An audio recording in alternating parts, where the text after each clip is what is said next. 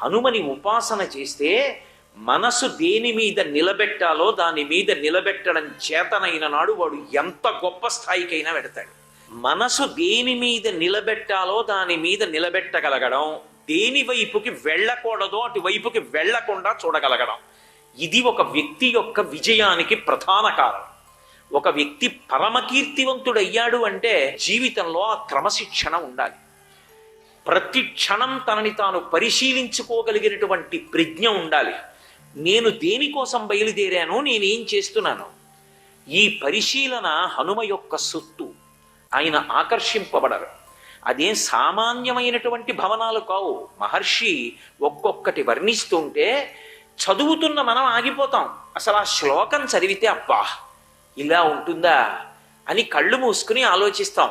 చూస్తున్న హనుమ ఆగలేదు. ఎంత తేడా మనకి ఆయనకి. ప్రసాదమాలా వితతాం స్తంభై కంచనరాజతై శాతకుంభమైర్ దివ్యై గంధర్వ నగరోపమాం అంటారు. అక్కడ ప్రసాదమాలా వితతాం ఏదో ఒక్క భవనం కాదు, మాలలు కట్టినట్టుగా ఉన్నాయి భవనాలు, అన్ని ప్రాసాదములు. వాటి స్తంభాలన్నీ ప్రసాదమాలా వితతాం స్తంభై కంచనరాజితై. ఎందుకని దానికి కాంచనలంక అని పేరు. స్తంభాలన్నింటినీ కూడా బంగారంతో చెక్కారు. వాటి మీద ముత్యాలు, వజ్రాలు, వైఢూర్యాలు, మాణిక్యాలు పొదిగారు. చంద్రకిరణాలు పడుతుంటే అవి ప్రకాశిస్తున్నాయి. అంత గొప్ప గొప్ప భవనముల వంక చూస్తున్నారు. చూసినా నిలబడరు. ఇది సీతమ్మ కాదు, వెళ్ళిపోతున్నారు. ఎందుకు వచ్చాను? సీతమ్మని వెతకడానికి వచ్చాను. సీతమ్మ కాదు, ఆయన దాని దగ్గర ఆగరు. ఎన్ని సర్గలు చెప్పారో మహర్షి. ఒక్కొక్క శ్లోకం చదువుతుంటే సుందరకాండలో మతిపోతుంది. ఇలా ఉంటుందా అని. అక్కడ కిటికీలు అలా వర్ణించారు, పివాచీని అలా వర్ణించారు మహర్షి. రావణాసురుడు పడుకునేటటువంటి పుష్పక విమానంలో ఒక తివాచీ ఉంది. ఏమిటో తెలుసా తివాచీ? మహీకృత పర్వతరాజిపూర్ణ శైలాకృతా వృక్షవితానపూర్ణా వృక్షాకృతా పుష్పవితానపూర్ణా పుష్పంకృతం కేసరపత్రపూర్ణం. అది పుష్పక విమానం. అది దానికి ఉన్న శక్తి. కుబేరుడు తపస్సు చేత సాధించాడు. అక్కడ ఉన్న తివాచీ మీద భూమండలమంతా చెక్కబడి ఉన్నది. మహీకృత పర్వతరాజిపూర్ణ, ఒక్క భూమండలం కాదు, భూధరములతో. అంటే సమస్త పర్వతములు చెక్కబడ్డాయి దాని మీద. పర్వతాలు ఒకటే కాదు, మహీకృత పర్వతరాజిపూర్ణా, దాని మీద శైలాకృతా వృక్షవితానపూర్ణా, చెట్లన్నీ చెక్కబడ్డాయి. అన్ని చెట్లకి పూసిన పువ్వులు చెక్కబడ్డాయి. ఆ పువ్వులకు ఉన్నటువంటి కేసరములు చెక్కబడ్డాయి. ఇప్పుడు నిజంగా తివాచీ వంక ఇలా చూశారనుకోండి, అంత గబుక్కుని ఇలా కన్ను తిప్పలేరు. ఒక తివాచి.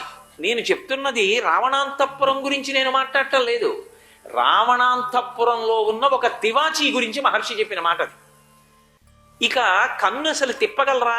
అందుకే అది సుందరకాండ అయింది. అసలు ఆ వర్ణనలు చదువుతుంటే మతిపోతుంది చదివిన వాడికి. అబ్బా ఏమి కాంచన లంకరా అనిపిస్తుంది. ఇక ఒక మంచి బొమ్మ కనపడింది అనుకోండి, అసలు ఎవరు కన్ను తిప్పగలరు? ఒక అద్భుతమైన ప్రదేశం కనపడింది అనుకోండి, ఎవరు కన్ను తిప్పగలరు? లంకాపట్టణంలో గజలక్ష్మి విగ్రహం ఒకటి ఉంది పుష్పక విమానంలో. అక్కడ పూజ చేస్తాడు రావణాసురుడు. అసలు దాన్ని వర్ణించారు మహర్షి. నియుజ్యమానాస్తు గజాస్సు హస్తాః సుకేశరాశ్చోత్పలపత్రహస్తా బభూవ దేవీ చ కృతాసు హస్త లక్ష్మీస్తథా పద్మిని పద్మహస్త అన్నారు. బంగారు పాత్రలతో పద్మ కింజిల్కములను 2 ఏనుగులు, దిగ్గజములు, భూమిని మోసేటటువంటి ఏనుగులు స్వర్ణ పాత్రలతో లక్ష్మీదేవికి అభిషేకం చేస్తున్నాయి. ఆ 2 ఏనుగులు అభిషేకం చేస్తుంటే పువ్వులు అమ్మవారి మించి ఇలా పడుతున్నాయి. సజీవ శిల్పం. లక్ష్మీదేవి కూర్చుని ఉంటే 2 దిగ్గజములు వచ్చి స్వర్ణభాండములతో పద్మకింజిల్కములను అభిషేకం చేస్తుంటే ఎలా ఉంటుందో అలాగే ఉందని.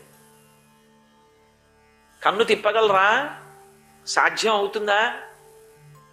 వేటి దగ్గర ఆగలేదు ఆయన. ఇది ఆయన ఇంద్రియాలు జయించినటువంటి శక్తి. రామదూత హనుమాన్, శ్రీరామదూత హనుమాన్.